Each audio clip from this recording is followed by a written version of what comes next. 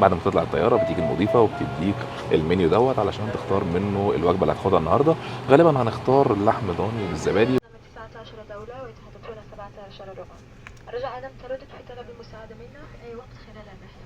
شكرا. ومجرد ما بتركب هنا في الطياره بتلاقي الحاجات ديت موجوده على الكرسي بتاعك، السماعه طبعا لو هنسمع حاجه في الشاشه الطرفيه اللي موجوده هنا، والبطانيه ديت طبعا لو انت حسيت باي برد في الرحله بتقدر انت تستخدمها. وزي ما انتم شايفين معانا هنا في الشاشه الخاصيه ديت واللي بشوفها جميله جدا هو انك تقدر تراقب حركه حوالين الطياره بالكامل بالكاميرات الموجوده خارجيه ديت. ربما لن تجد هذا الفيديو مسليا أو مشوقا إلا أنه بالتأكيد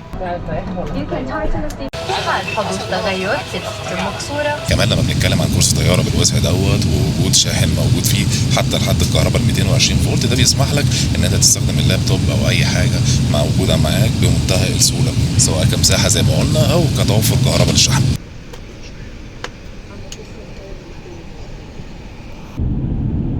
النظام الترفيهي هنا بالفعل مختلف جدا، احنا بنتكلم عن نظام سريع جدا للاستجابه في الوقت يمكن اللي احنا فيه دوت مبقاش حد يستحمل الحاجات اللي سرعتها بطيئه شويه زي اجهزه الموبايل والكمبيوتر وكده. احنا هنا بنتكلم عن نظام ترفيهي سريع جدا، في تنوع كبير جدا في الافلام الاجنبيه والعربيه والبرامج الوثائقيه، كمان في بعض البرامج البودكاست موجوده هنا، والاهم طبعا هو ان القران الكريم موجود هنا. واحده من اجمل الحاجات في الطياره هنا هو الكاميرات اللي بتراقب او بتصور الطياره من بره، عمليه الاقلاع بالكامل والوجود تقدر تتفرج عليها، كمان طول الرحله تقدر تتفرج على السماء والاجواء عامله ازاي. حاليا بدات الطياره تتحرك علشان تقف على المدرج وتبدا عمليه الاقلاع.